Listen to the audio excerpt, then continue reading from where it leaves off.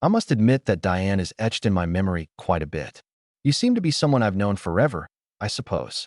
After 4 decades of remaining silent, Al Pacino finally spoke out following the shocking death of Diane Keaton. Impressive work of art. Your love for me will last forever, and I will always cherish that memory. A story of paradoxes, where love, remorse, and fame intertwined like a never-ending play, lay beneath the lights of The Godfather. I care about you, and I need you. Therefore I came here. Oh, Michael, please, just stop. I really hope you'll agree to marry me. Aside from the love story, AL's new memoir shocked Hollywood with the things he had always been afraid to speak. The truth about their enigmatic connection was about to be unveiled in this video. Diane Keaton, an actress, passed away at the age of 79. A multitude of millions who are already ardent admirers, prepared to remember her magnificence. Diane Keaton, who was 79 years old when she died on October 11, 2025, was a California resident.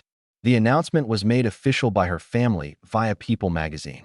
According to the New York Times, she embodied the American cinematic ideals of wit, poise, and autonomy. While Vanity Fair did write a shorter piece, it was heavy. Diane Keaton was more than an actress. She embodied the spirit and outlook of a whole age. With their final words, one of the faces that molded modern cinema drew a curtain on over 60 years of creative output. The funeral was private. As was typical of Diane in her twilight years, the family opted to keep mum. That day, black and white photos from Annie Hall and The Godfather, the two films that had catapulted her to legendary status, were all over social media. If you see Diane Keaton in a film, chances are it will be fantastic simply because she is an actress. Al Pacino told the media, "I loved her," as her iconic roles were remembered by both her colleagues and the general audience. Kate Corleone's spirit resided in her. Not only that, but he also dedicated those words to Diane. Just before she passed away, he had written openly about the emotions he had harbored for decades during their trip. These were considered as AL's most sincere and subdued goodbye to his co-star Diane and the woman he once loved. According to another sentence he wrote in that message that was reported by the press more than any other. Instead than focusing on sensationalism, newspapers re-established their relationship with thoughtful analysis. Their romance was constantly spoken with admiration, even if they never tied the knot. One was described by The New Yorker as being humorous and playful, while the other was described as introspective and profound, making them the polar opposites of old Hollywood. AL's remarks were eerily prophetic after Diane's passing. They had evolved from a simple expression of desire into a belated tribute to the person who had played a pivotal role in his life.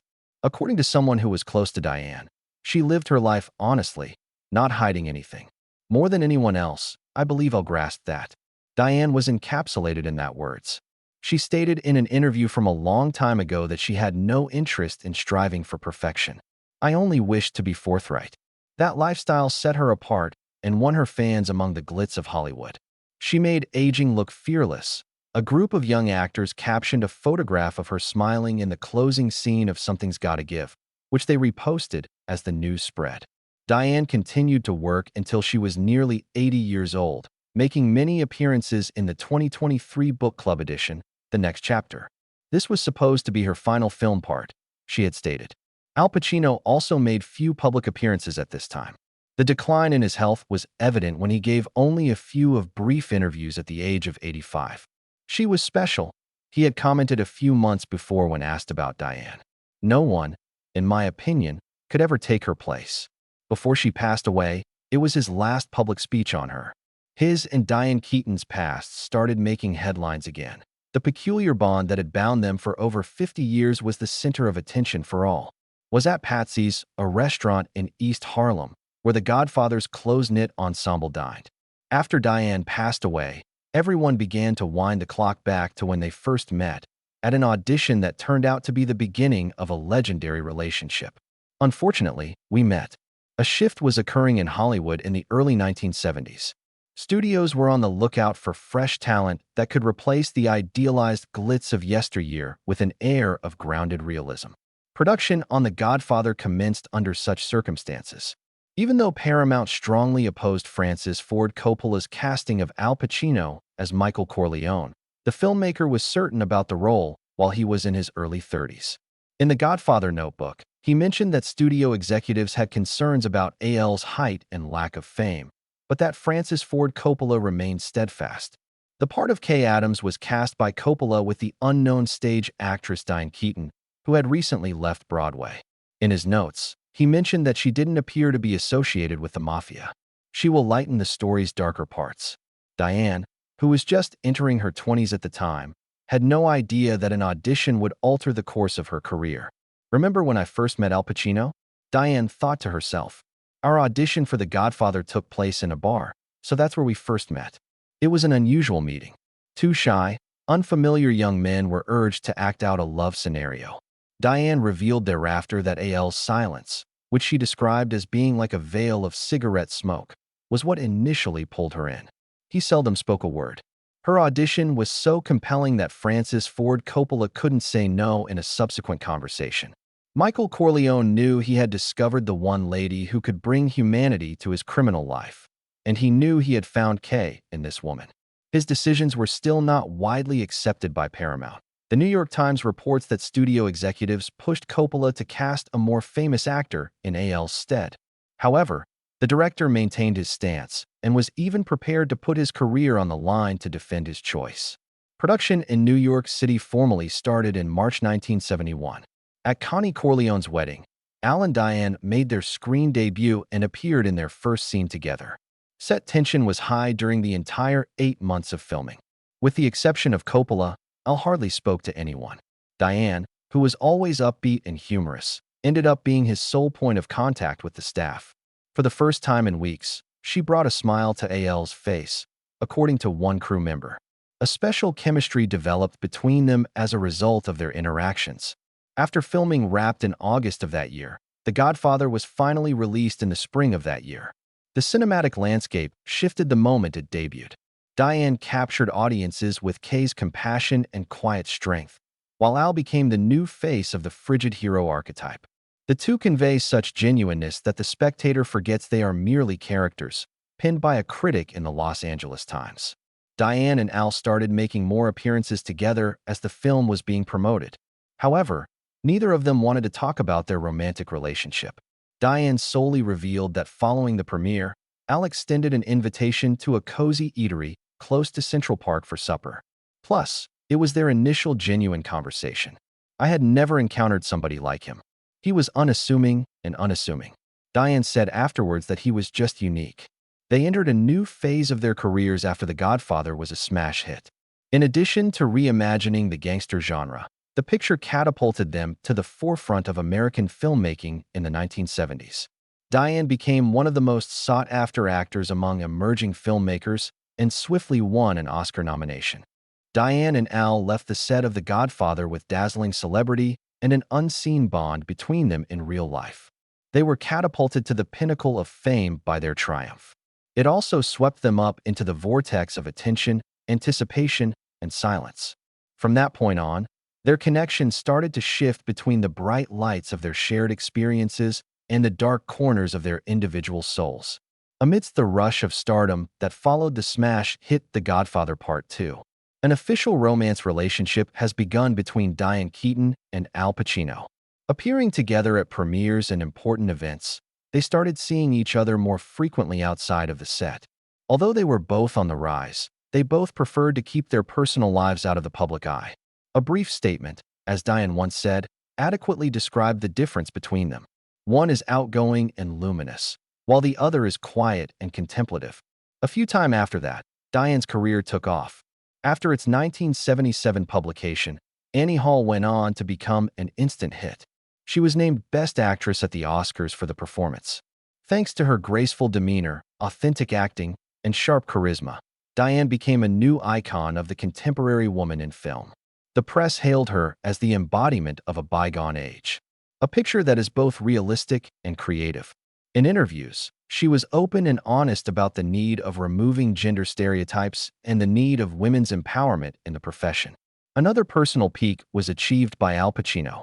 Scarface cemented his reputation as the most intense and revolutionary actor of the 1980s, while Dog Day Afternoon elevated him to the status of a symbol of primal, defiant emotion.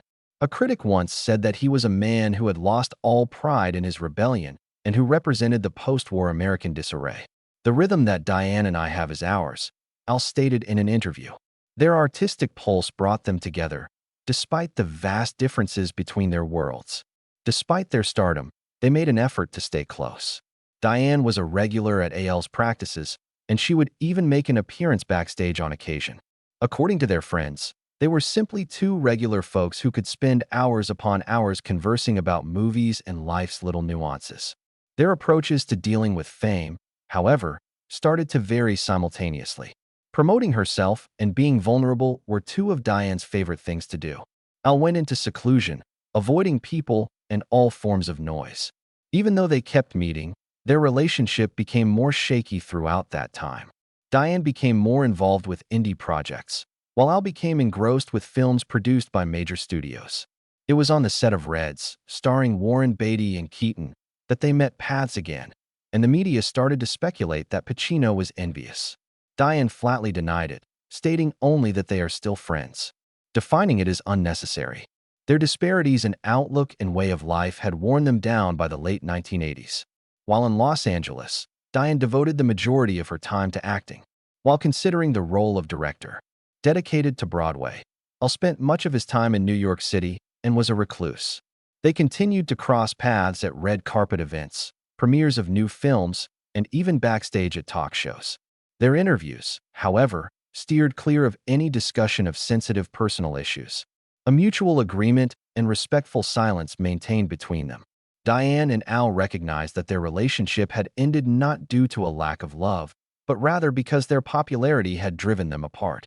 As the years went by, they continued to follow each other's lives like planets in orbit, never really crossing paths.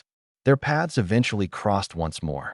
To wrap up the two-decade-long narrative, Francis Ford Coppola intended to rejoin the original actors when he chose to produce The Godfather Part 3.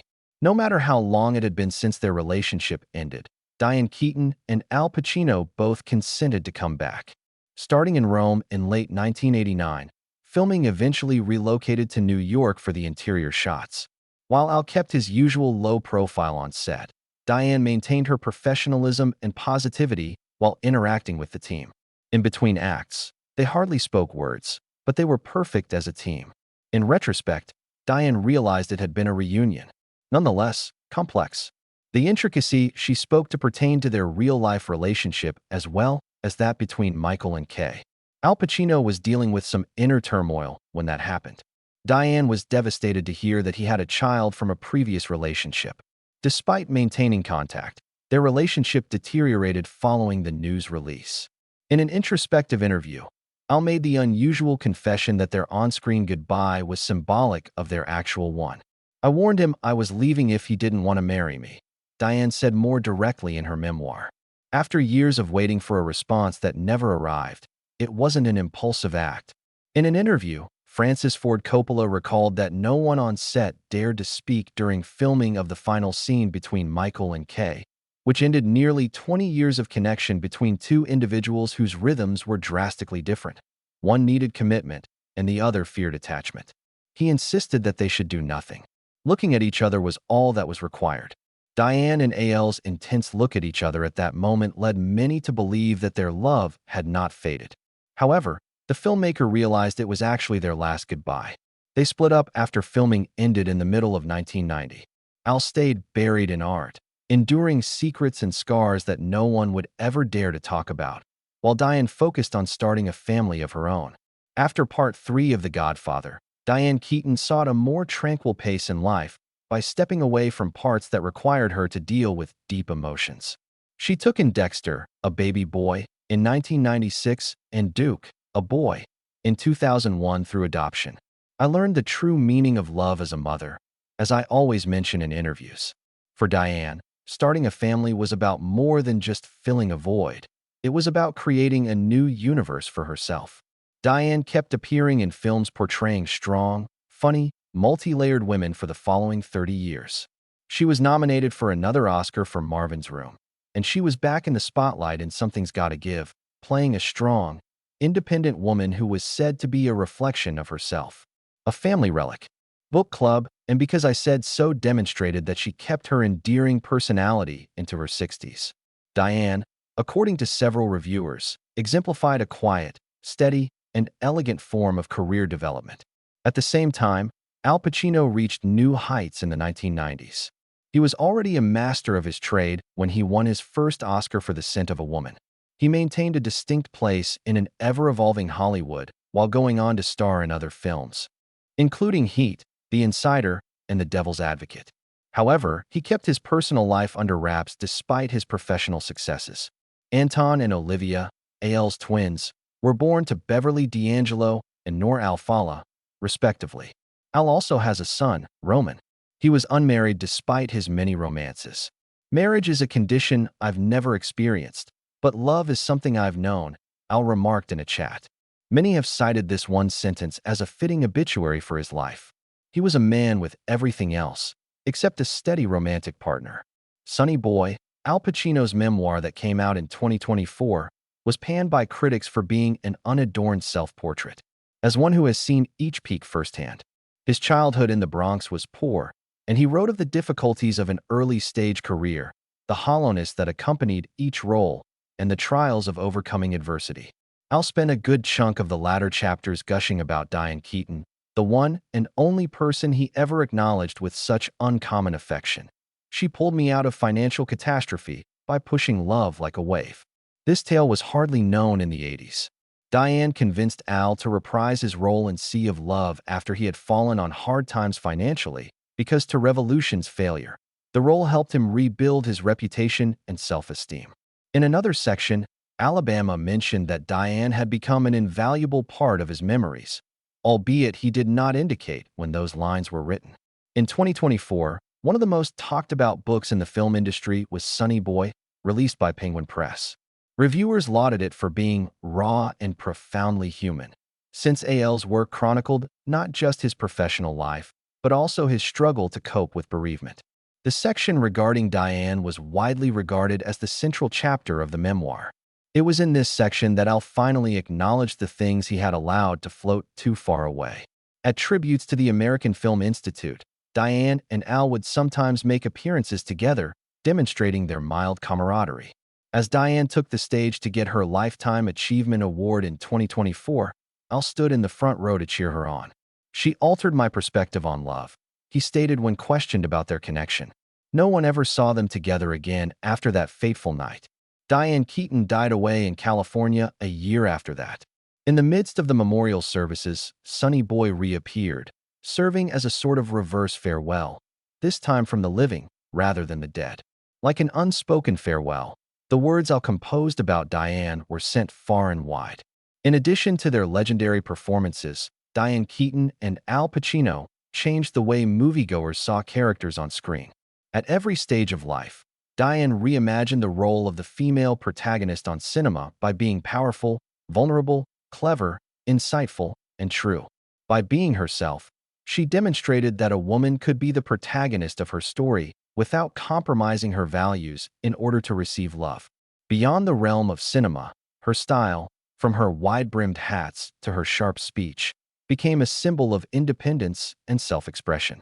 Al Pacino personified the flawed hero, quiet, ferocious, and brimming with contradictions, with his profound voice and penetrating eyes.